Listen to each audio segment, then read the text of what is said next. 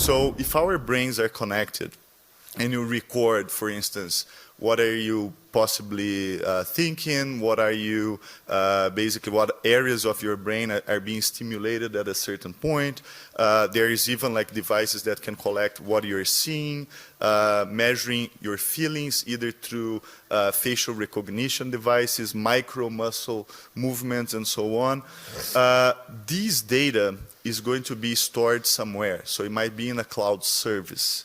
What will be this cloud service? Where is the servers being located? Is it in Brazil? Is it in China? Is it in the United States? So depending on the jurisdiction, you have a different approach regarding how that data will be treated. So this is point number one. Point number two is that we become, therefore, sensors. So when you meet a new person and you shake hands, will we have to sign like a privacy notice to talk with that person? Like the person will say, so this is my terms of use, so you have to click this button before we start talking, because everything that we'll be talking will be recorded and so on. This is my privacy notice, and say, no, I don't agree, so okay, bye-bye, I cannot talk to you. So that's the type of things that we have to think about, because when the human brain and like the human body becomes full of sensors, data is being collected, and there is legislation that actually requires the consent of other people in order to collect data about them. So this is like, sounds like a crazy example, but actually by law, that is already required. Well, I think maybe in a couple of decades when people look back, the thing they will remember from the COVID crisis is this is the moment when everything went digital. And if this was the moment when everything became monitored, that we agreed to be surveyed all the time, not just in authoritarian regimes, but even in democracies. And maybe most importantly at all, this was the moment when surveillance started going under the skin. How concerned are you about the collapse of the US dollar, sir? I'm very concerned. And it's more than just the U.S. There's a thing called the BRICS nations. BRICS stands for Brazil, Russia, India, China, South Africa. And what happened in 2021, I believe, when we abandoned Afghanistan, on that day, Saudi Arabia shifted allegiances from America, trading in dollars, petrodollars. Saudi Arabia switched sides to China and Russia.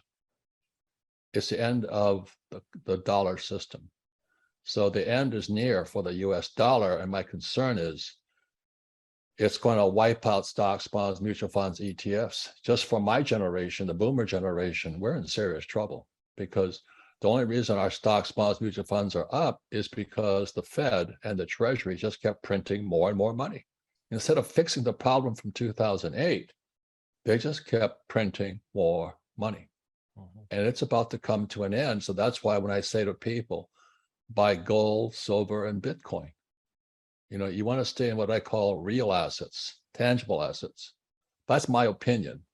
Most people say buy US treasuries. That's Harry Dent.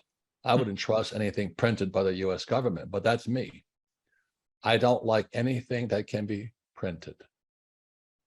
Now, the BRICS nations, again, to repeat for everybody who's hearing this for the first time, you might hear about the BRICS nations. That's Brazil, Russia, India, China, Africa. Those comprise roughly 41% of the Earth's population, and they are teaming up together to unseat the US dollar as the world's reserve currency. And now you have Egypt, Saudi Arabia, Mexico, Nigeria, Venezuela, Algeria, Turkey, and Argentina all teaming up to unseat the US dollar as the world's US. You're on it, man. You're on it. You're on it. Everybody, listen to this guy. He knows what he's talking about. You have the macro picture. Very few people have that point of view.